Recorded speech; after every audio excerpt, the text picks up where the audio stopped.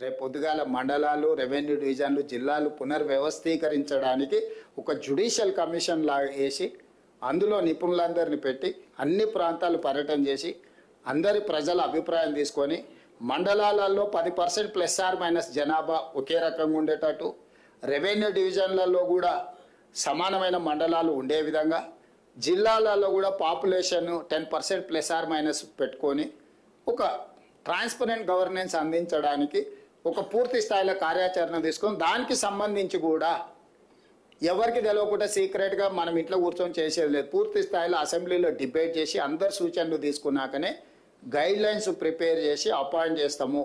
ఎవరు ఎలాంటి అపోహలు కొత్త ఏదో జరిగిపోతుందని జిల్లాల పేర్లు తీస్తురని, పెడుతుండ్రని, పెట్టమని, తీయండి అని ఇవన్నీ వదిలేయండి.